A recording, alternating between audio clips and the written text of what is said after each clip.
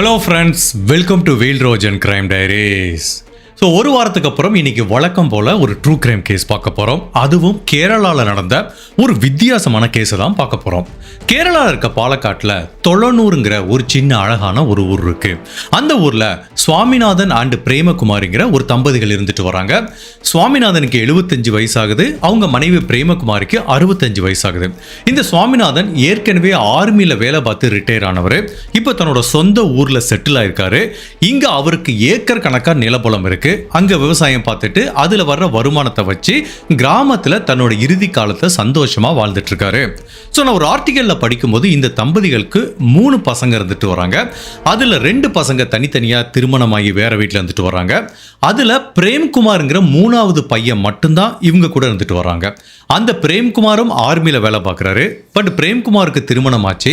அந்த பிரேம்குமாரோட மனைவி சீஜாங்கிற பெண்மணி தான் தன்னோட மாமனார் மாமியார் கூட இருந்துட்டு வராங்க. ஒட்டுமொத்தத்தில் இந்த வயசான தம்பதிகள் தங்களோட மருமகள் சீஜாங்கிற அந்த பெண்மணியோட தான் இந்த கிராமத்து வீட்டில் இருந்துட்டு வராங்க. அவங்க பையன் பிரதீப் ஆர்மியில் வேலை பார்க்குறாரு. எப்பெல்லாம் லீவு கிடைக்குதோ வந்துட்டு போவார். ஸோ இப்படி அந்த தம்பதிகள், வயசான தம்பதிகள் தங்களோட கடைசி காலத்தை கிராமத்தில் இருந்துட்டு வர்ற இந்த நேரத்தில் செப்டம்பர் மாதம் 13ஆம் தேதி 2017ஆம் வருஷம் அவங்க வீட்டுக்கு வழக்கம் போல ஒரு பெண்மணி ஒரு பால் போடுறதுக்காக வர்றாங்க.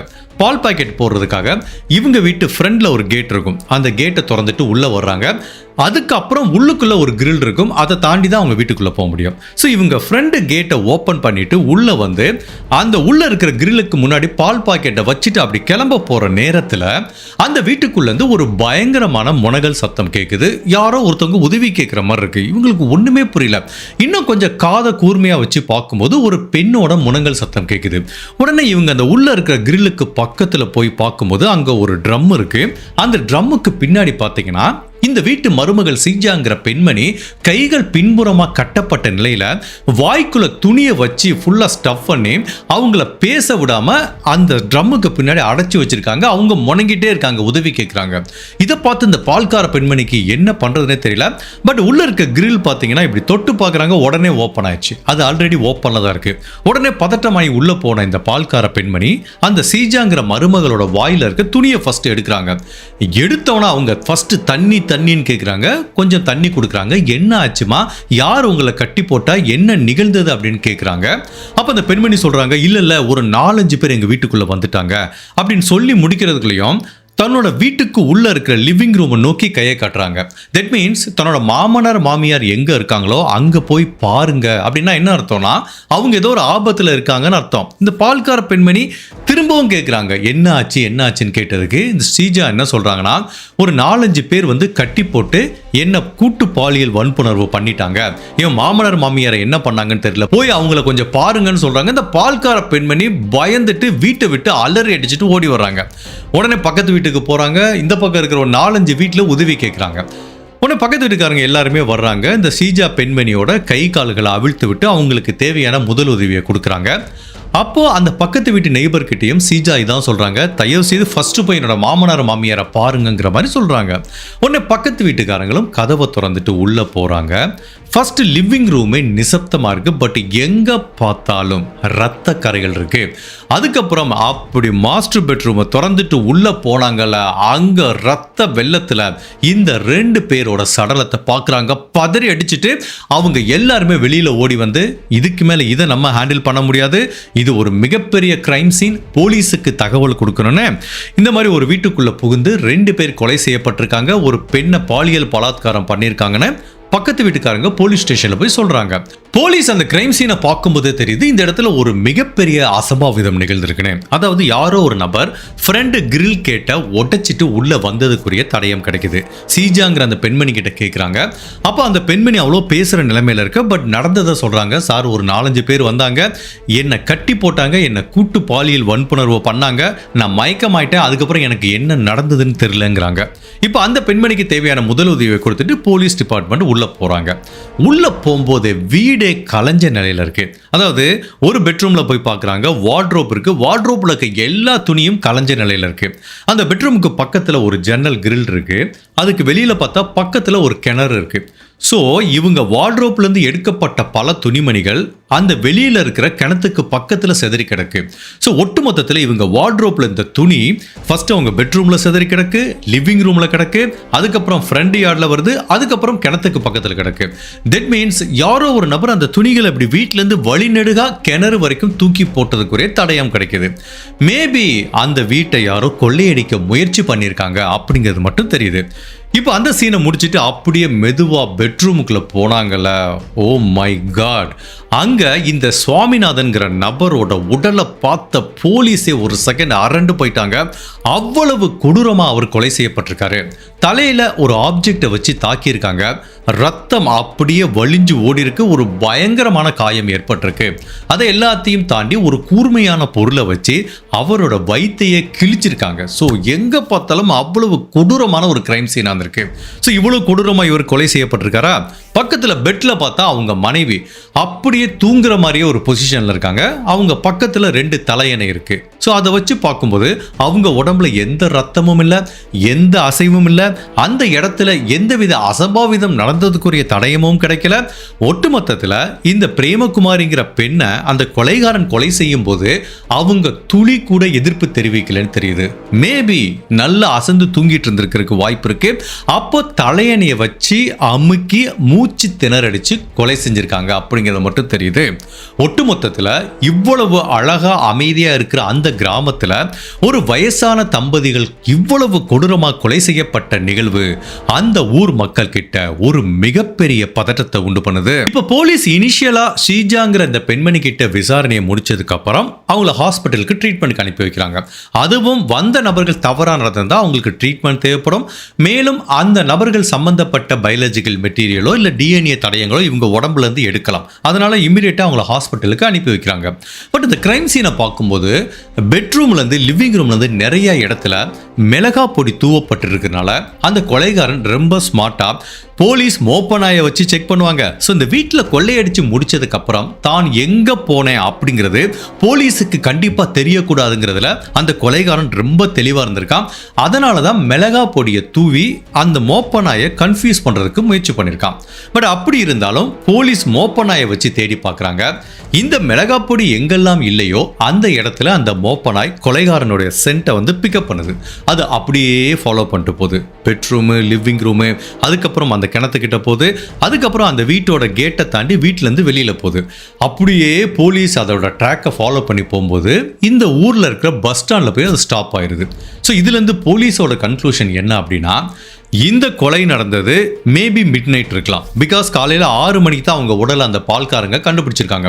அப்போ நைட்லேருந்து ஒரு ஏர்லி மார்னிங்கோ இல்லை நைட்டு 11 மணிக்கோ நடந்திருக்கலாம். ஸோ நைட்டு கொலை பண்ணி முடிச்சதுக்கப்புறம் அந்த கொலைகாரன் பஸ் ஸ்டாண்டு வரைக்கும் போயிருக்கான்னு தெரியுது. இவங்களை கொலை பண்ண அந்த கொலைகாரனோட சென்ட் பஸ் ஸ்டாண்டில் போய் முடியறதுனால ஒருவேளை இவங்களை கொலை பண்ணிட்டு அவன் பஸ்ஸில் போயிருப்பானோ அப்படிங்கிற மாதிரி திங்க் பண்ணுறாங்க. சரி, ஒரு 11-12 மணிக்கு இந்த கொலை நடந்திருக்கணும். அப்போ அந்த ஊரில் கடைசி பஸ்ஸே 10:30 மணிக்கு தான். ஸோ அப்போ காலையில் எத்தனை மணிக்கு ஃபர்ஸ்ட் பஸ்ன்னு பார்த்தா 5:30 மணிக்கு. அப்போ ஒரே பாசிபிலிட்டி தான் இருக்கு, அந்த கொலைகாரன் 5:30 மணிக்கு பஸ்ஸில் ஏறி போயிருக்கிறதுக்கு வாய்ப்பு இருக்கு. ஸோ 5:30 மணிங்கிறது ரொம்ப ஏர்லியான டைம். அப்போ அந்த பஸ் கண்டக்டரோ டிரைவரோ அவ்வளவு ஏர்லி மார்னிங் வர பீப்புளை வந்து ஈஸியாக நோட் பண்ணியிருக்கிறதுக்கு வாய்ப்பு இருக்கு. ஸோ இப்போ அந்த பஸ் கண்டக்டர்கிட்ட கேட்டால் நிறைய சான்ஸ் இருக்கு. அதே டயத்தில் இந்த பஸ் ஸ்டாப்புக்கு பக்கத்தில் ஒரு டீ கடை இருக்கு. அந்த டீ கடையில் தான் காலங்காத்தால 5:30 மணிக்கு வெளியூருக்கு போகிறதுக்காக பஸ்ஸை பிடிக்கிற அந்த ஊர் மக்கள் இங்க வரும்போது ரெகுலரா அந்த டீ கடையில் டீ சாப்பிடுவாங்க. அப்போ அந்த கொலைகாரனும் அந்த டீ கடையில் இருந்திருக்கிறதுக்கு வாய்ப்பு இருக்கு. அப்போ அந்த டீ கடை ஓனரையும் விசாரிச்சா மேபி சம்பந்தப்பட்ட அந்த இரவு, அதாவது செப்டம்பர் மாதம் 13ஆம் தேதி காலையில் 5:30 மணிக்கு பஸ் ஏறுறப்போ இங்கே வெளியூரை சேர்ந்த நபரோ இல்லை வித்தியாசமாக சந்தேகப்படும்படியான ஏதோ ஒரு நபரோ வந்தாராங்கிறத பஸ் கண்டக்டர்கிட்ட கேட்கலாம், டீ கடைக்காரர்கிட்டையும் கேட்கலாம். ஸோ இப்போ இவங்க 2 பேர்த்தையும் விசாரணை பண்ணுறதுக்காக போலீஸ் ஸ்டேஷனுக்கு வர சொல்கிறாங்க. ஒரு அழகான கிராமத்தில் வீட்டில் தனியாக இருந்த இந்த வயசான தம்பதிகளை கொலை பண்ண அந்த கொலைகாரன் யாரு, அவன் எதுக்காக வித்தியாசமாக துணிகளை எல்லாத்தையும் வீட்டில் ஃபுல்லாக சிதறடிச்சு வீட்டுக்கு வெளியில இருக்க கிணத்துக்கு பக்கத்துல போட்டுட்டு போனான். இந்த மோப்பனாய் உதவியோட பஸ் ஸ்டாண்டு வரைக்கும் போன போலீஸ் அவனை பிடிக்க முடிஞ்சதா அப்படிங்கிற பலவித குழப்பங்களும் திருப்பங்களும் நிறைஞ்ச கேரளால நடந்த ஒரு வித்தியாசமான ட்ரூ கிரைம் கேஸ் தான் இன்னைக்கு நம்ம இந்த வீடியோல பார்க்க போறோம். அப்படி இந்த தம்பதிகளை யாரு கொலை பண்ணாங்கங்கறத நம்ம தெரிஞ்சுக்கிறதுக்கு முன்னாடி உங்க டைம் 2 செகண்ட்ஸ் எனக்காக ஸ்பெண்ட் பண்ணி என்னோட வீடியோஸ் உங்களுக்கு பிடிச்சிருந்துச்சுன்னா லைக் பண்ணிட்டு கமெண்ட் பண்ணுங்க. இன் கேஸ் என்னோட சேனலை இதுவரைக்கும் நீங்க சப்ஸ்கிரைப் பண்ணாம பார்த்தீங்கன்னா மறக்காம சப்ஸ்கிரைப் பண்ணி என்ன சப்போர்ட் பண்ணுங்க. இப்போ ஃபாரன்சிக் டீம் அந்த கிரைம் சீனியை சல்லடை போட்டு தேட ஆரம்பிக்கிறாங்க. ஏதாவது வித்தியாசமான ஃபிங்கர் பிரிண்ட் கிடைக்குதானே. அப்படி சல்லடை போட்டு தேடும்போது மொத்தம் 4 விதமான ஃபிங்கர் பிரிண்ட் கிடைக்குது. அதை கொஞ்சம் ஃபில்டர் பண்ணி பார்க்கும்போது அதுல 2 பிரிண்ட் கொலை செய்யப்பட்ட இந்த வயசான தம்பதிகளுக்கு சொந்தமானது, இன்னொரு பிரிண்ட் அந்த வீட்டில் இருக்க மருமகளுக்கு சொந்தமானது. ஃபைனலா வித்தியாசமான ஒரு பிரிண்ட்டை கண்டுபிடிச்சிருக்காங்க. மேபி இது கொலைகாரனுக்கு சொந்தமான ஃபிங்கர் பிரிண்டா இருக்கிறதுக்கு நிறையவே சான்ஸ் இருக்கு.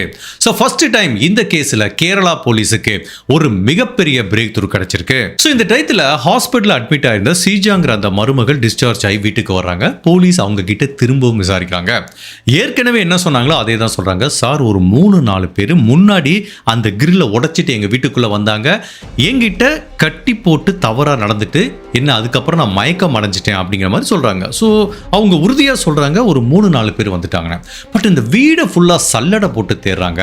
அந்த வீட்டுக்குள்ள ஒரே ஒரு நபரோட ஃபிங்கர் பிரிண்ட் மட்டும்தான் கிடைக்குது. அதாவது ஃபாரின் ஃபிங்கர் பிரிண்ட்னு சொல்லுவாங்க.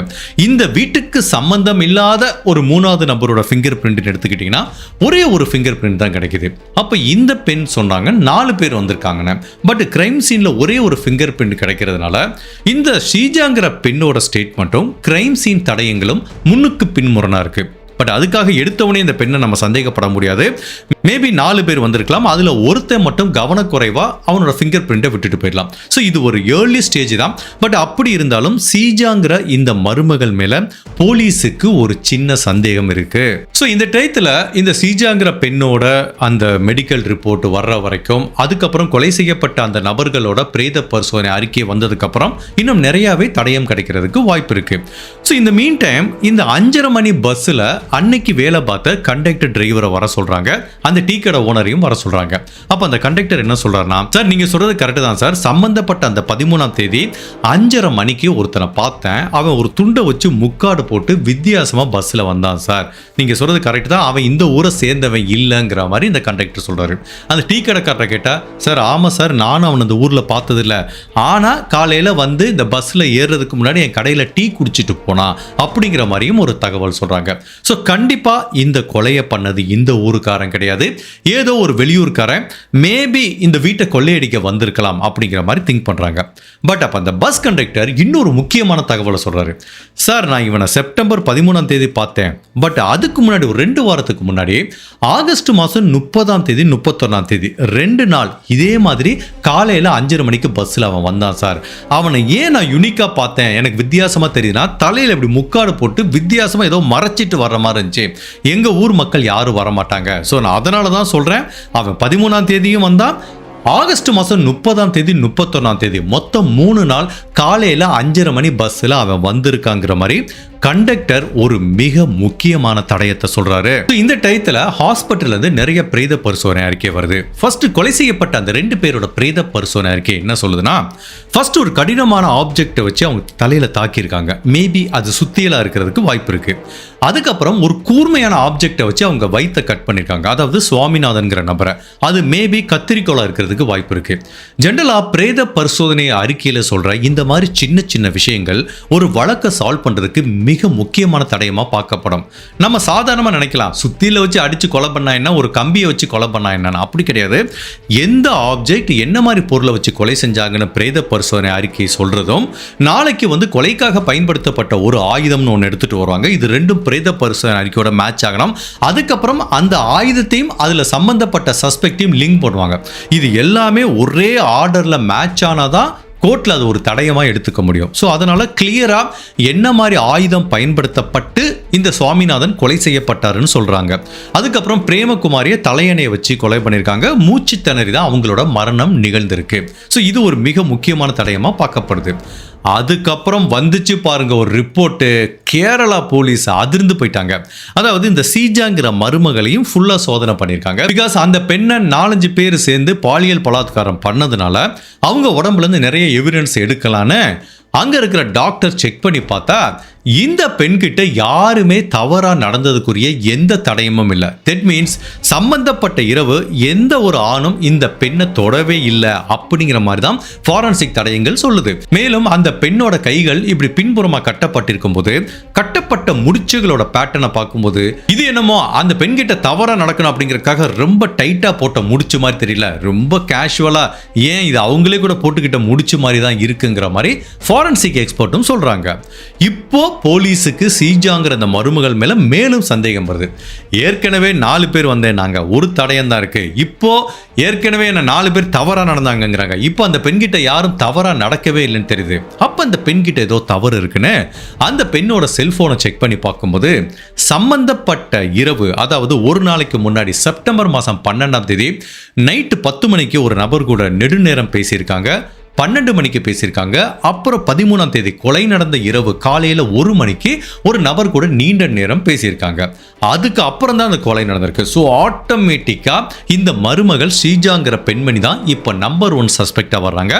அடுத்து அந்த பெண் யாரு கூட நெடுநேரம் சம்பந்தப்பட்ட அந்த இரவு பேசிட்டு இருந்தாங்க அப்படிங்கிறத கண்டுபிடிக்கிறதுக்காக அந்த நம்பரை எடுத்து அது யாருக்கு சொந்தமானது அப்படிங்கிறதையும் ட்ராக் பண்றாங்க. இப்போ போலீஸ் இந்த ஸ்ரீஜாங்கிற பெண்மணி யாருக்கிட்ட பேசிட்டு இருந்தாங்க அப்படிங்கிற ட்ராக் பண்றதுக்கு முன்னாடி அவங்க போலீஸ் ஸ்டேஷன் ரெக்கார்டை பார்க்கும்போது இன்னொரு அதிர்ச்சியான தகவல் தெரிய வருது. அதாவது இவர் கொலை செய்யப்படுறதுக்கு 2 வாரத்துக்கு முன்னாடி ஆகஸ்ட் மாதம் 30ஆம் தேதி ஒரு கம்ப்ளைண்ட் பதிவு பண்ணியிருக்காரு, 31ஆம் தேதி ஒரு கம்ப்ளைண்ட் பதிவு பண்ணியிருக்காரு.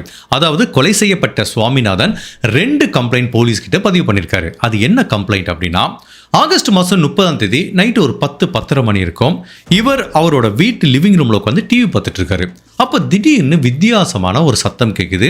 அவரோட பெட்ரூம் கிரில் அங்கேருந்து ஒரு சத்தம் கேட்குது. என்னடா இது வித்தியாசமான சத்தமாக இருக்குன்னு பார்த்தா யாரோ ஒரு நபர் அவரோட பெட்ரூம் கிரில் இருக்குல்ல அதை வந்து ஆக்ஸா பிளேடை வச்சு கட் பண்ண முயற்சி பண்ணிட்டு இருந்திருக்கான். உடனே இவர் சத்தம் போட்டார்ல, அந்த இடத்த விட்டு எஸ்கேப் ஆகி ஓடிட்டான்.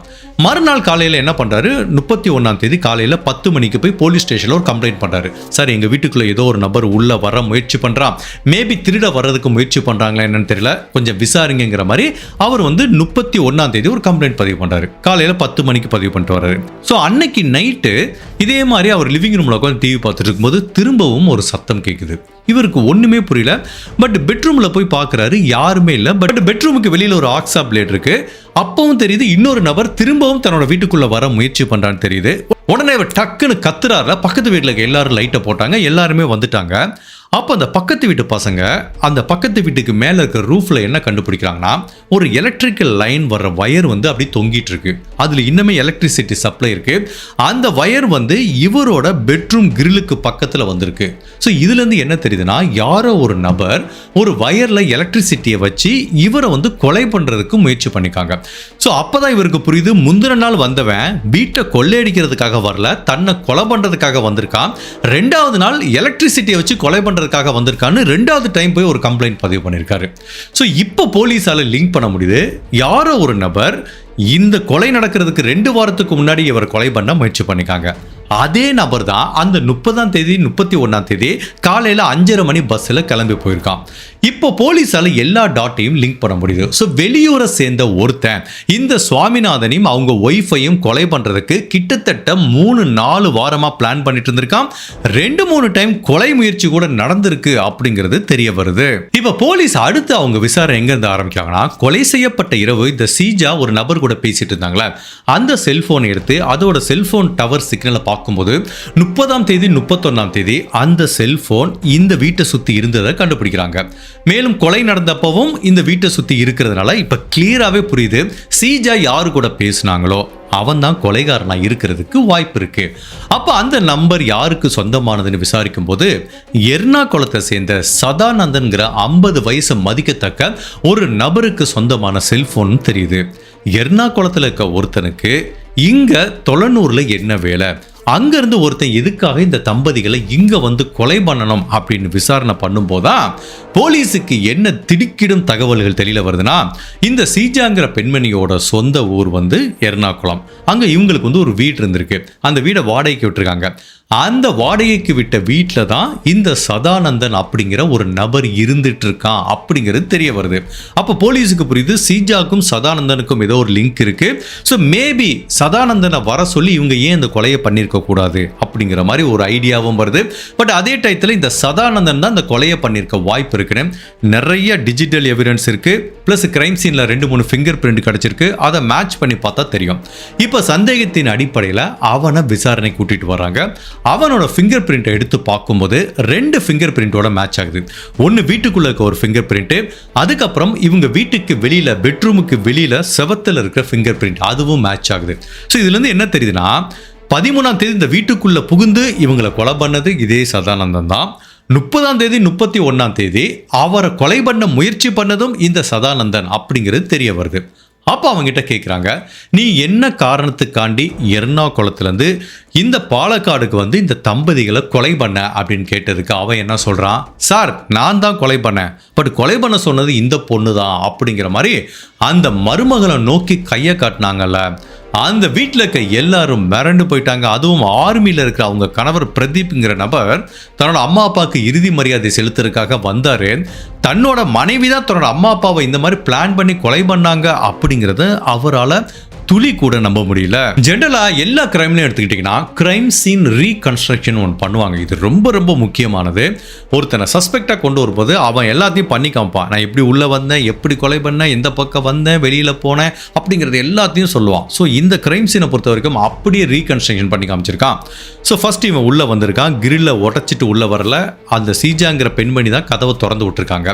ஸோ உள்ளே வந்தவன் நேராக பெட்ரூமுக்குள்ளே போய் அவங்க 2 பேத்தையும் கொலை பண்ணுறான். அதுக்கப்புறம் இது ஒரு ராபரி மாதிரி செட் பண்ணுறதுக்காக வீடையே களைச்சி போட்டுட்டு வீட்டுக்கு வெளியில் இருக்க கிணத்துக்கு பக்கத்தில் வரைக்கும் இந்த துணிகளை ஃபுல்லாக செதற விட்டுருக்கான். எதுக்குடா செதற விட்ட அப்படின்னு கேட்டால் இது ஒரு ராபரி மாதிரி செட் பண்ணுறதுக்கு. அதுக்கப்புறம் இவங்களை கொலை பண்ணி முடிச்சதுக்கப்புறம் கொலைக்காக பயன்படுத்தப்பட்ட சுத்தியிலையும் கத்திரிக்கோளையும் இவங்க வீட்டுக்கு பின்னாடி இருக்கிற கிணத்துக்குள்ளேயே தூக்கி போட்டிருக்கான். ஸோ அதை லேட்டர் பாயிண்ட் ஆஃப் டைம் உள்ள டைவரை வச்சு இறங்கி அந்த கொலைக்காக பயன்படுத்தப்பட்ட ஆயுதங்களை வந்து மீட்டெடுக்கிறாங்க. அதுக்கப்புறம் என்ன பண்ணிருக்கான், ஒரு பேக் எடுத்துட்டு வந்திருக்கான். உள்ளுக்குள்ள ஒரு கத்தி வச்சிருக்கான். அதுக்கப்புறம் இந்த மிளகா பொடியெல்லாம் தூவி விட்டு போனால இது எல்லாத்தையுமே அந்த பேக்ல வச்சிருக்கான். அந்த பேக் அப்படியே ஒரு புதர்ல தூக்கி போட்டு போயிருக்கான். ஸோ அதையும் எங்க தூக்கி போட்டேன்னு சொல்றான், அதையும் கண்டுபிடிக்கிறாங்க. ஸோ இந்த கிரைம் சீன் ரீகன்ஸ்ட்ரக்ஷன் என்ன சொல்லுதுன்னா இந்த கொலையை சதானந்தன் தான் பண்ணா அப்படிங்கிறது சொல்லுது. சதானந்தனோட ஸ்டேட்மெண்ட் என்ன, நான் தான் பண்ணேன், இந்த சீஜாங்கிற பெண்மணி தான் பண்ண சொன்னாங்க அப்படிங்கிற மாதிரி சொல்றாங்க. ஓகேப்பா, இப்போ இவங்க 2 பேருமே சேர்ந்து பண்ணியிருக்காங்க.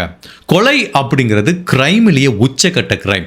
அதுவும் ஒரு மருமகளை தன்னோட மாமனார் மாமியாரை கொலை பண்ண சொன்னதுக்கு என்ன காரணம் அப்படின்னு விசாரணை பண்ணும்போது ஃபைனலா 2 பேரும் சொன்ன ஒவ்வொரு ஸ்டேட்மெண்ட்டும் இந்த சீஜாவோட கணவர் பிரதீப் மிரண்டு போயிட்டாரு. என்னடா இது, இவ்வளவு நாள் இந்த பெண்ணோட ஒரு வாழ்க்கையை வாழ்ந்திருக்கோம், அவ இவ்வளவு கொடூரமானவ, இவ்வளவு ஒரு ராட்சசி, இப்படியெல்லாம் பிளான் பண்ணுவான்னு ஒரு நாள் கூட அவங்க கணவர் நினைச்சு பார்த்ததில்ல. இப்ப என்ன காரணத்துக்காண்டி இவங்க 2 பேரும் சேர்ந்து இந்த வயசான தம்பதிகளை கொலை பண்ணாங்க அப்படின்னா, நான் ஏற்கனவே சொன்ன மாதிரி இந்த பெண்மணி எர்ணாகுளத்தை சேர்ந்தவங்க சீஜா. அங்க தன்னோட சொந்த வீடை தான் இந்த சதானந்தனுக்கு வாடகைக்கு விட்டுருக்காங்க. அப்படி இந்த வீட்டில் வாடகைக்கு இருக்கும்போது இவங்க 2 பேத்துக்கும் ஒரு அஃபையர் ஏற்பட்டிருக்கு. ஈவன் அதுக்கப்புறம் இவங்க திருமணமாகி பாலக்காடு வந்ததுக்கு அப்புறம் கூட இவங்களோட தொடர்பு கண்டினியூ ஆகிட்டே இருந்திருக்கு. அப்ப இந்த சீஜாக்கு இந்த சதானந்தன் அவங்க கூடவே இருக்கணும் அப்படிங்கிற மாதிரி ஒரு ஆசை வருது. அதை எப்படி நிவர்த்தி பண்றது? தன்னோட கணவர் ஆர்மிக்கு போயிடறான். ஸோ அவனை வச்சு பிரச்சனை இல்லை. பட் வீட்டில் மாமனார் மாமியார் இருக்காங்களே, இப்போ அந்த மாமனார் மாமியார் இல்லை அப்படின்னா இந்த சதானந்தனை வர சொல்லி நம்ம ஒரு சந்தோஷமான வாழ்க்கையை வாழலாமே அப்படிங்கிற மாதிரி நினைக்கிறாங்க. பட் ஊர் உலகத்தில் அது தப்பா தெரியுமே. அது எப்படி ஒரு பிரச்சனை இல்லாமல் ஒரு நேச்சரா யாருக்கும் சந்தேகம் வராத மாதிரி பண்றதுக்கு இவங்களுக்கு ஒரு விபரீதமான எண்ணம் தோன்றுது. நான் ஏற்கனவே சொன்ன மாதிரி இந்த தம்பதிகளுக்கு வந்து ஒரு 4-5 ஏக்கர் நிலம் இருக்கு. அதுல நிறைய தென்னை மரம் அந்த மாதிரி பண்ணைங்கிறதுனால அதை மேனேஜ் பண்றதுக்கு ஒரு ஆள் தேவைப்படுது. அதுக்கு ஏற்கனவே அவர் ஒரு ஆள் பார்த்துட்டு இருந்திருக்காரு. அப்ப இவங்களுக்கு என்ன ஒரு ஐடியா வருதுன்னா, இந்த மாதிரி கேர்டேக்கராக அவரை உள்ளே எடுத்துகிட்டு வந்துட்டோம் அப்படின்னா, மாமனார் மாமியார் இல்லை அப்படின்னா, இவன் ஏதோ நம்ம நிலத்தை பார்க்கறதுக்காக கூட்டிகிட்டு வந்தோம் அப்படின்னு சொல்லி இவனை ஊர் உலகத்தில் ஏமாற்றிட்டு ஜாலியாக இவங்க கூட இந்த ஒரே வீட்டில் இருக்கலாங்கிற மாதிரி தான் இவங்களோட பிளானாக இருந்திருக்கு. அதுக்கு தன்னோட மாமனார் மாமியார் இடைஞ்சலாக இருப்பாங்களே, இவன் என்னதான் கேர்டேக்கராக வந்தால் கூட மாமனார் மாமியார் இருந்தால் எப்படி இவங்க கூட ஜாலியாக இருக்கிறதுங்கிறதுனால ஃபர்ஸ்ட் இந்த மாமனார் மாமியாரை கொலை பண்ணிடலாம், அதுக்கப்புறம் இவனை கேர்டேக்கராக வர சொல்லான்னு இவங்கிட்ட பிளானை எக்ஸ்பிளைன் பண்ணுறாங்க. இவன் கொஞ்சம் பயப்படுறான். பட் இருந்தாலும் இவனுக்கு என்ன மாதிரி சொல்லி தைரியம் தர்றாங்க அப்படின்னா, இதை நீ பண்ணிட்டேன்னா நீ இந்த 4 ஏக்கர் நிலத்தை ஃபுல்லாக நீ தான் மேனேஜ் பண்ண போகிற, நீ என்ன வேணாலும் பண்ணிக்கோ, நம்ம எப்போவுமே ஒரே வீட்டில் சந்தோஷமாக தான் இருக்க போகிறோம், என் கணவர் எப்பயாவது ஒரு கதை ஆர்மிலேருந்து வருவான், அப்போ நம்ம பார்த்துக்கலாம். ஸோ இதை பண்ணி முடிச்சிட்டேன்னா உனக்கு 10 சென்ட் நிலத்தை உன் பேரில் எழுதி வைக்கிறேன், உனக்கு ஒரு ஆட்டோ ரிக்ஷா வாங்கி தரேங்கிற மாதிரி அவனுக்கு ஆசை வார்த்தை காமிச்சிருக்காங்க. அவனும் சரி ஓகே இதை பண்ணலான்னு சொல்லி தான் 30ஆம் தேதி வந்திருக்கான். கிரில்ல கட் பண்ணி உள்ளே வந்து கொலை பண்ணலான்னு பார்த்தா அப்பவும் முடியல, உடனே ஊருக்கு கிளம்பி போயிட்டான். அதுக்கப்புறம் வெளியூரில் தங்கிட்டு திரும்ப மறுநாள் வர்றான். அப்போ எலக்ட்ரிக் லைனை அப்படி கட் பண்ணி விட்டு நேச்சராக அவர் ஷாக் அடித்து இறந்து போன மாதிரி செட் பண்ணுறதுக்காக முயற்சி பண்ணால் அதுவும் நடக்கலை. அப்போ 2-3 வாரம் ஆற போட்டதுக்கப்புறம் செப்டம்பர் மாதம் 12ஆம் தேதி நைட்டு அவனை வர சொல்லியிருக்காங்க. கேட்டை திறந்து விட்டுருக்காங்க. இவன் உள்ளே வந்து 2 பேர்த்தையும் கொலை பண்ணிவிட்டு இவங்களை கட்டி போட்டு தவறாக நடந்துட்டு போன மாதிரி ஒரு பிம்பத்தை கட்டமைக்க முயற்சி பண்ணியிருக்காங்க. ஸோ ஃபைனலாக இவங்களுக்கு அகெயின்ஸ்டாக நிறைய தடயம் இருக்கிறதுனால சொந்த மாமனார் மாமியாரையே கொலை பண்ணுறதுக்கு பிளான் போட்டு கொடுத்த குற்றத்துக்காக சீஜாவை அரெஸ்ட் பண்ணுறாங்க. இந்த கொலையை பண்ண அந்த சதானந்தன்கிற நபரையும் அரெஸ்ட் பண்ணுறாங்க. ஸோ இந்த 2 பேரோட வழக்கோட விசாரணை கேரளா நீதிமன்றத்துக்கு போது இவங்களுக்கு அகெயின்ஸ்டாக நிறைய தடயம் இருக்குது. அதாவது சீஜாக்கு அகெயின்ஸ்டாக என்ன மாதிரி தடயம் இருக்குன்னா, இந்த சதானந்தன் கூட அவங்க லிங்க்ல இருந்தது, கொலை பண்ணுறதுக்கு முன்னாடி அவனை வர சொன்னப்போ அவங்களுக்குள்ள இருக்க ஃபோன் கான்வர்சேஷன், பல விதமான டிஜிட்டல் இதை எடுத்துட்டாங்க. சதானந்தனை லிங்க் பண்ணுறதுக்கு ஆப்வியஸ்லி ஃபிசிக்கல் எவிடன்ஸ் இருக்குது, ஃபிங்கர் பிரிண்ட் இருக்குது. ஸோ இது எல்லாத்தையும் வச்சு இந்த வழக்க ட்ரையலுக்கு எடுத்துகிட்டு போகும்போது அந்த வயசான தம்பதிகளை கொலை பண்ண குற்றத்துக்காக 2 பேரும் குற்றவாளிங்கிற மாதிரி கேரளா நீதிமன்றத்தில் உறுதி செய்யப்பட்டு இந்த கொலைக்கு உடந்தையாக இருந்த சீஜாங்கிற அந்த பெண்மணிக்கு ஆயுள் தண்டனை கொடுக்கப்படுது. இந்த 2 கொலையையும் பண்ண ஆக்சுவல் குற்றவாளி சதானந்தனுக்கு இரட்டை ஆயுள் தண்டனை கொடுக்கப்படுது. கஷ்டப்பட்டு கொலை குறியீடுகள் அப்படிங்கிற மாதிரி ஒரு எபிசோட் போட்டு சரி நம்ம ட்ரூ கிரைம் இந்தியன் கேஸ்ன்னு வந்தால் 99% இந்தியன் கேஸ் வந்து இந்த மாதிரி இல்லிசிட் அஃபேராக தான் இருக்குது.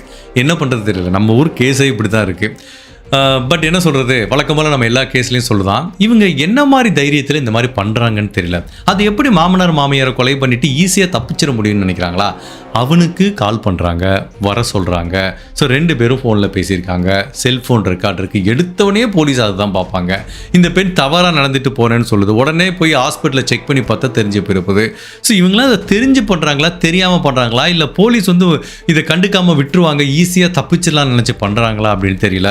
பட் இந்த மாதிரி க்ரைம் பண்ணுறவங்களுக்கு நான் சொல்கிற ஒரே விஷயம், இந்த மாதிரி மடத்தனமாக பண்ணால் ஈஸியாக மாட்டிப்போம். அதில் இல்லை, நீங்கள் என்ன தான் பக்காவாக பிளான் பண்ணி என்ன ஒரு டேலண்டடாக எக்ஸிக்யூட் பண்ணால் கூட நம்மளையும் அறியாமல் ஒரு தடயத்தை கண்டிப்பாக போலீஸுக்கு விட்டுட்டு போவோம். சஞ்சீவ் நாயர் மாதிரி ஒரு இன்ஸ்பெக்டர் வந்தார்னா கண்டிப்பாக எல்லா தடயத்தையும் பிரேக் பண்ணி கண்டிப்பாக தண்டனை வாங்கி கொடுப்பாரு. ஜெனரலாக இந்த மாதிரி பக்காவாக பிளான் பண்ணி எக்ஸிக்யூட் பண்ணுற கேஸ்லாம் பார்த்தீங்கன்னா போலீஸ் கொஞ்சம் சேலஞ்ச் இருக்கும், ஒர்க் இருக்கும். பிகாஸ் எல்லா தடையுமே ஹிடனாக இருக்கும், எடுக்கணும், இவங்களை லிங்க் பண்ணணும், எல்லாமே இருக்கும். இப்போ ஃபார் எக்ஸாம்பிள் இந்த பொண்ணு வந்து நைட்டு வந்து அவனுக்கு காலே பண்ணலன்னு வச்சுக்கோங்களேன், இல்லை வேற ஒரு நம்பர் வச்சு ஏதோ ஒரு கால் பண்ணுதுன்னு வச்சுக்கோங்களேன், அதையும் கண்டுபிடிச்சிருவாங்க, அது வேறு விஷயம். பட் ஸ்ட்ரைட்டான எவிடன்ஸ் இருக்காது, இது பேர் டைரக்ட் எவிடன்ஸு. பரவாயில்லையே, அப்போ அந்த பொண்ணு நைட்டு யார்கிட்டையுமே பேசலையே, அப்போ அந்த பொண்ணு மேலே தப்பு இருக்காதுன்னு தோணும். அப்புறம் இன்னொன்று அடுத்து என்ன பண்ணுவாங்க, அந்த ஏரியாவில் இருக்க எல்லா செல்ஃபோனையும் பார்க்கும்போது இதெல்லாம் எக்ஸ்ட்ரா புதுசாக ஒரு நம்பர் வந்திருக்கு அப்படின்னு பார்ப்பாங்க. எப்படியாவது கண்டுபிடிச்சிருவாங்க, அது கொஞ்சம் டைம் எடுக்கும். பட் இந்த மாதிரி க்ரைம்லாம் வந்து ரொம்ப ரொம்ப ஈஸியான கேஸ், ஈஸியாக சால்வ் பண்ணிட்டு போயிட்டே இருப்பாங்க. பட் சில பேர் ரொம்ப திறமையாக பண்ணுறேன்னு நினச்சிட்டு பக்காவாக பிளான் பண்ணி பண்ணால் கூட அங்கங்கே ஒரு சின்ன சின்ன தடயத்தை விட்டுட்டு போயிருப்பாங்க. பட் அதையும் போலீஸ் ஒர்க் பண்ணி கண்டுபிடிச்சிருவாங்க. சொந்த மாமனாரையே பிளான் பண்ணி கொலை பண்ண இந்த சீஜாங்கிற பெண்மணியோட கேஸை பற்றி நீங்கள் என்ன நினைக்கிறீங்க?